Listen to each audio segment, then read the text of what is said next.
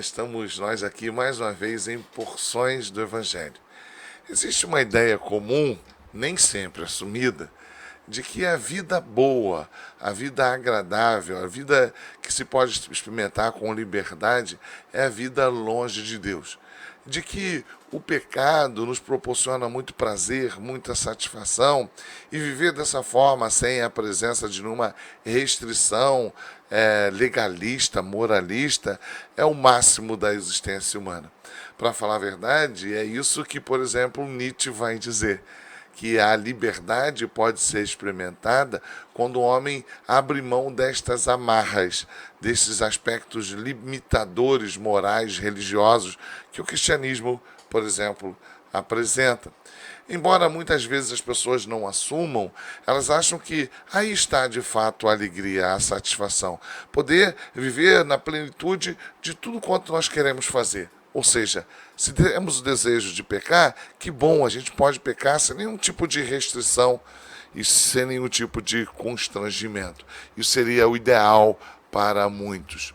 Mas quando a gente olha para aquilo que a Bíblia nos mostra, aquilo que a Bíblia nos ensina, não é isso que nós vemos. Não é isso que a Bíblia nos ensina. Quando a gente olha para o comportamento de Davi, em 2 Samuel, capítulo 16, capítulo 15, quando Absalão começa a persegui-lo, a gente vê um Davi entristecido por ter que fugir de Jerusalém, porque o seu filho, estava perseguindo. A gente olha para Davi e vê, por exemplo, o Salmo 51, alguém que está profundamente triste. Poderíamos lembrar ainda da tristeza de Pedro após ter negado Jesus, ou quando Jesus, já ressurreto, se encontra com ele e pergunta por 3 vezes se Pedro o amava, claramente fazendo uma relação com as 3 vezes que Pedro havia negado ao Mestre. Não, o pecado, ele não produz alegria, ele produz uma sensação de satisfação, de prazer, mas aquilo é momentâneo, porque todo ser humano, no seu íntimo, ele sabe aquilo que agrada e desagrada a Deus. E nós somos criados para vivermos para o louvor da glória de Deus. Por isso, o homem que vive se esbanjando no pecado, querendo comunicar às pessoas que ele é muito feliz por estar envolto, embebido nesse pecado, por isso que nos momentos sozinhos, nos momentos onde ele está no interior da sua intimidade, há um vazio existencial profundo. Por quê?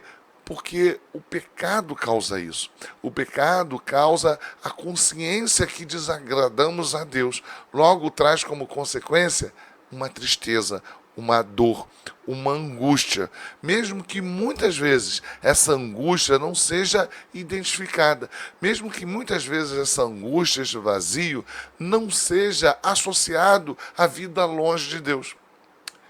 A Bíblia também nos fala que é consequência da nossa relação com Deus, aquilo que é chamado fruto do Espírito.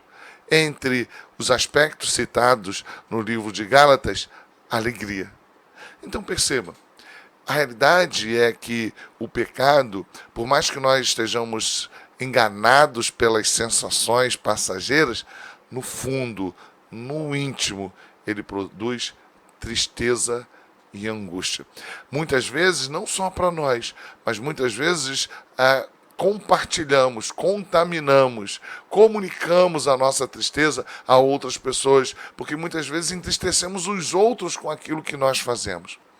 Mas existe a possibilidade de uma alegria verdadeira.